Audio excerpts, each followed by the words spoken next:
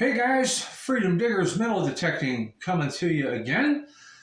And today we're going to talk about the biggest news in the metal detecting community right now, which would be the Minelab Manticore, a much anticipated release by Minelab.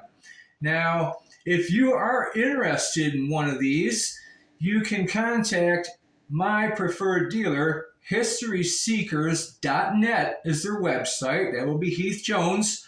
And what you're going to want to do is subscribe to their newsletter. It's free of charge, and they're not going to spam you with all kinds of stuff. It's just a great way to stay updated on availability of this particular machine, amongst a bunch of other things as well. So let's get right into the meat and potatoes of this. There's a lot of information out, a lot more than is usually out about a Minelab that they just announced, like what, on Friday, I think it was. So I'm going to let you in on what I know about it. First off, it's sounding like the price is going to be $15.99 US dollars. And that sounds about right for what this machine is going to have in it, what it's going to be capable of. From what I got, this is looking like it's an E-Track replacement. It's going to fall above an Equinox and below a CTX 3030 on the Minelab batting order. And a little bit about it. It has elements of the Equinox and the CTX 3030 built into it. It is all new technology in it, though. It's not like a rehash of anything else in the Minelab line.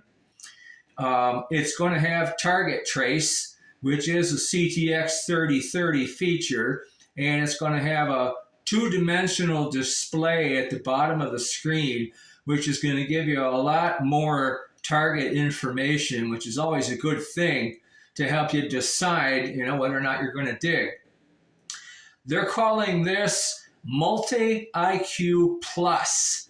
Now, as many of you Minelab fans might know, Multi-IQ, that's what they call the Equinox's multi-frequency technology. They're calling this, they're putting that plus on the end. Not sure what that means, but I'm guessing it's something good. It's supposed to have a very fast recovery speed. So you're going to be able to sort through a variety of targets really fast with this. It's going to be good in the trash. It's also going to be 50% more powerful than an Equinox.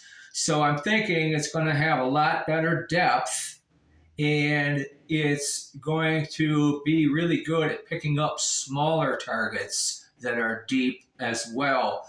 Reports have been out that they laid a silver coin on the ground testing this thing in Australia or England, I'm not sure which, but 16 inches above the ground, the thing was hitting beautifully, giving a 93 VDI, which tells me that this machine is going to have a 0 to 100 VDI scale, which is something that I wanted in the Equinox. It's probably the only reason I did not buy an Equinox, is because I just didn't really want that narrower VDI range. Sounds like Minelab listened to some people and they put in that wider range, which is great. It's also going to have a boosted EMI immunity, which to some people that might not understand that means it's going to be able to handle being near power lines and buried wires and stuff like that without going crazy, in just about any environment, which is really awesome. I've seen machines recently released in the last couple years by different manufacturers that they can't get it within 50 feet of anything with electricity on it without going bonkers. So it's great. It's going to be a little lighter than the Equinox, if you can imagine that. I've held an Equinox in my hands before, and I couldn't believe how lightweight the thing was. It was like holding a broom from the dollar store, the plastic handle. I couldn't believe it. This is going to be a little bit lighter than that, partly probably because it has a full carbon fiber shaft. The whole thing is carbon fiber from the coil ears, which are built into the shaft. Another great idea. All the way up to the arm cuff. It's all carbon fiber, that whole rod. And it's also collapsible. You can telescope that thing down, pretty small, which is great. If you're going to travel with it, put it in a carry-on bag, or, you have a vehicle that you use for your detecting mobile that has some compromised space, that's great. What else? The coils that are going to be available, from what I am hearing, it's going to have an 11-inch double D standard, which seems to be about the industry standard.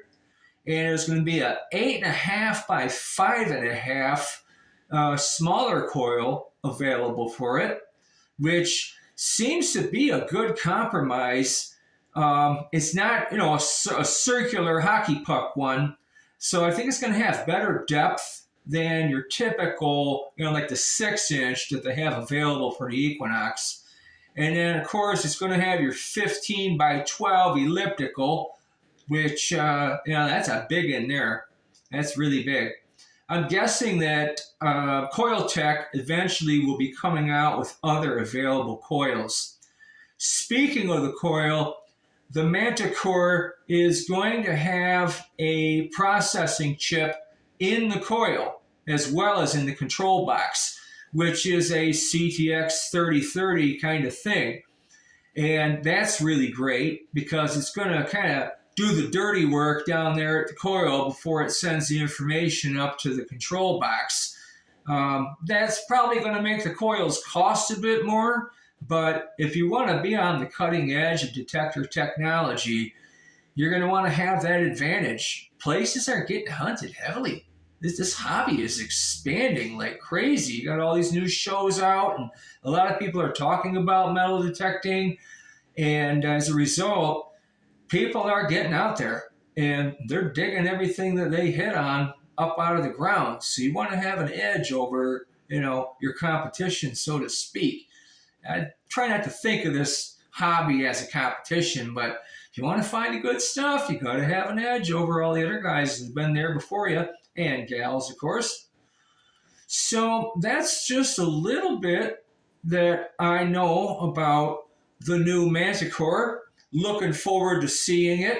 I'm guessing it's going to trickle in a few units at a time to certain dealers, and I'm pretty confident that Heath Jones at History Seekers Metal Detectors is going to be receiving the first batch that's sent to the U.S. So make sure that you get in there, subscribe to his newsletter, and of course, even give him a shout if you're really hot to trot on this thing. I've got my name in the hat to get my hands on one as soon as I can. So with that, I'll see you next time on History Seekers. I'm sorry, I'm thinking about Heath again. See that? On Freedom Diggers Metal Detecting. We're going to be coming out with another video pretty soon here. We're going to be talking about test gardens. So think a little bit on that. Until then, keep it dig free or die as always. And we'll catch up to you again soon.